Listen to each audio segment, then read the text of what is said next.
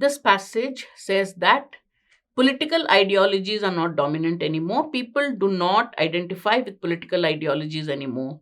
They are now under the influence of consumerism. Consumerism has taken over. It has replaced identification with political ideology. Let's summarize the passage and then answer questions. In a post-modern globalized world in which completing utopian meta-narratives from both sides of the political spectrum have been exposed as failures, society is no longer constructed or ordered through political ideology. We are living in a post-modern globalized world. In this, all the meta narratives, all these big ideologies of the political spectrum have been shown as failures. And society is now not structured along the lines of common political ideology. You won't have Democrats, socialists. You're not going to have communist, capitalists. Society is now not structured along political ideologies. The phenomenon has spread globally to nearly every modern city. The modern cities, you don't find people identifying with political ideologies like before. Individuals no longer subscribe to the exposed meta narratives like liberalism or communalism. They don't identify with these ideologies like liberalism or communism. They are instead consumed by consumerism. Which ism is dominating our lives? Consumerism. Hyper saturated by the media means media has taken it to that extent that it's not saturated. Saturated means fully soaked, but this is over soaked, hyper saturated by the media that promotes consumerism. Individuals are also increasingly distracted, tempted by advertisements, news, and entertainment to no longer be concerned with how their beliefs and values measure up to any meaningful understanding of political ideology. So, what has happened to individuals? We are totally tempted by advertisements, news, and entertainment. We are distracted. We are tempted by the media, which keep showing advertisements and entertainment. We are so totally distracted by it. We have no time or no intention. We are not bothered with how our beliefs and values measure with any particular political ideology. That's what means connecting or identifying.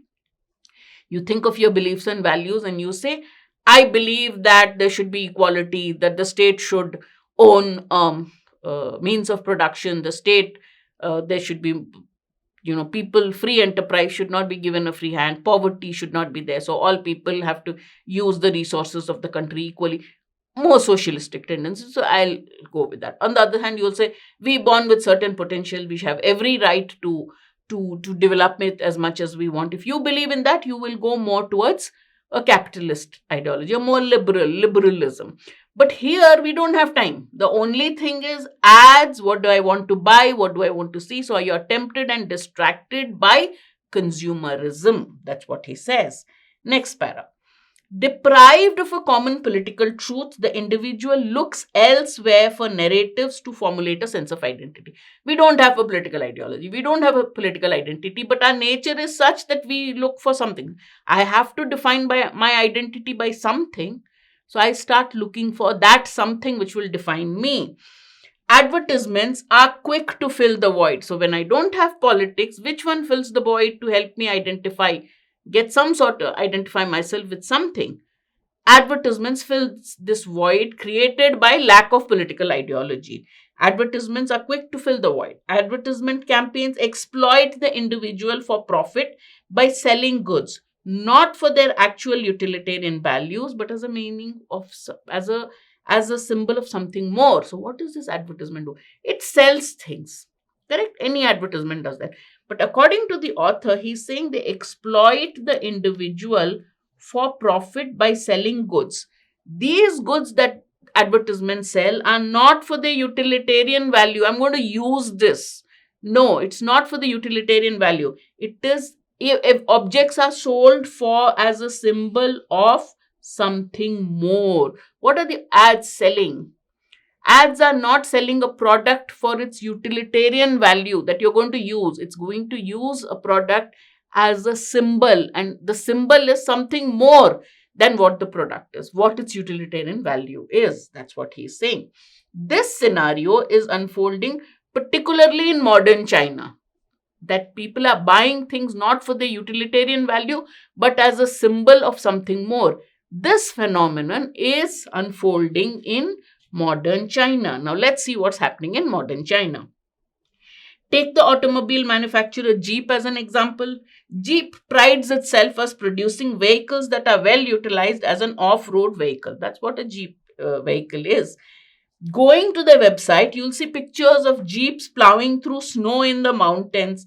The vehicle sells reasonably well in the US, right? Because it's an all-terrain vehicle and it can be used as an off-road vehicle. So when you see the website, you will see it plowing through snows in the mountain. The vehicle sells reasonably well in the US. In China, however, Jeep sells more articles. Hang on. More articles of clothing than it does vehicles. Jeep, vehicle, brand of vehicle, but in China, what is Jeep selling? It manages to sell more clothes than it does vehicles. How? Gear is so popular that there are more than 1,500 licensed clothing outlets in the country compared to only 160 auto dealers for Jeep. How is Jeep able to reinvent itself as a clothing store?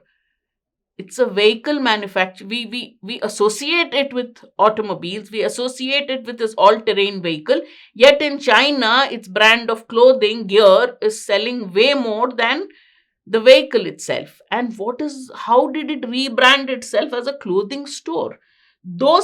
Through selling its image, the narrative that is created through media advertisements like those seen on Jeep's website. Jeep is able to market any object that they can put their brand on. Any object. They put the brand Jeep on it, they can sell it. When asked about the company in China, customers' responses are telling. Telling means revealing. What do they reveal? A Jeep driver is one who doesn't give up when faced with adversity. Says Ding Qi, a Shanghai businessman who bought his wife a Jeep Grand Cherokee in 2004. Buying a Jeep is more than purchasing an automobile. It's about buying what Baudrillard calls a linguistic sign. When you're buying a Jeep, you're not just buying a vehicle. You are buying what is called a linguistic sign, a symbol. In King's case, a Jeep driver is someone who doesn't give up when faced with adversity. So it's a symbol of somebody who doesn't give up in the face of adversity. Following up on his impression of ruggedness, Key goes on to say, that's the impression I get because we've had to deal with floods, landslides closing off roads, and other obstacles. But the club members always pull together. Now, what did he mean by not giving up in the form of? He said we had floods, we had landslides, we had all kinds of natural disasters, but the club members pulled through. Club members? What club members? Let's read in the next paragraph. The second part of his statement, that club members always pull together, is perhaps the most interesting element of King's answer. In China, owning a particular brand like Harley Davidson, for example, is reason to have a weekly social function. So in China, when you own a Harley Davidson, for example, there's a weekly social function. That's a reason for attending a weekly social function.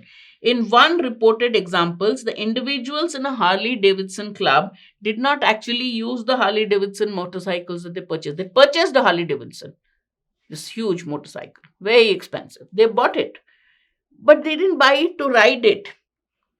They didn't use it. What did they do? Instead, owners towed their Harleys to social functions, took pictures with other club members standing next to their similarly towed motorcycles. So all these club members, each one has a Harley Davidson motorcycle. That's how they formed the club.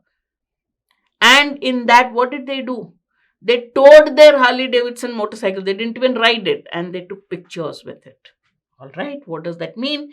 The example is almost too perfect. Jeeps and Harleys are not being utilized for their designed purpose. You have a vehicle, you have an all-terrain vehicle, you have a powerful and fast motorcycle. They're not being used for their designed purposes, but instead they are being utilized as something more. What are they being utilized as? A sign function, a symbol. Okay, and what is that? Individuals are buying things they don't use and arguably they don't need. But because they are able to then share some limited form of commonality with others. So, why are you buying things? You're buying things as a sign function so that you can, in some ways, show some form of commonality with others, share something with others. That's what the author says. The author lists all of the following as reasons for the decline or disappearance of political ideologies, except what, according to the author, is the reason for the decline in political ideology. Those are not our answers. We are looking at which one is not been stated by the author as a reason for the disappearance of political ideologies. Correct?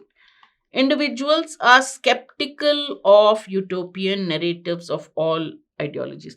Are individuals skeptical, doubting the sincerity, doubting everything about a particular ideology? Did the author say that? Is it that they have realized these as failures? So, skeptical is not the word. They consider these as failures. Therefore, they are not concerned with political ideology. So, A looks like the one that the author has not mentioned as a reason, but we look at the other options. Ideologies from both sides of the political divide have been exposed as failures. Here he says, have been exposed as being deficient. Yes, meta narratives of liberalism, consumerism, or communism have been exposed as failures, as being deficient. So people are not concerned with political ideologies anymore. They're not connecting with it. Therefore, B has been mentioned. It cannot be my answer. Individuals, let me just not give you a wrong impression. So, B has been mentioned. Individuals are no longer inclined, they're not concerned about identifying with any particular ideology. So, they're no longer inclined to support any political ideology. True, they're not concerned. They have other important interests. Because these are failures, they cannot be concerned, they're not bothered about political identities and about identifying with them. Therefore, C is correct, has been mentioned. Individuals are chiefly concerned with consumerism. He says, yes, instead, they have been influenced by consumerism. It's not political identity, it's not political ideology, they're not bothered about it anymore because these have been shown as failures. Instead, right in the sentence he says right now that instead they have been consumed by consumerism. Therefore, this is also correct. Now, why is this wrong? Individuals are not skeptical. Individuals have moved away from utopian narratives because they realize they are failure. So they're not doubtful. Skeptical means you still are giving it some doubt. You're giving it some chance. But the author says they're not bothered. They've moved away from political ideologies. Therefore, one is the answer that about the reason the author has not given for the decline of political ideologies.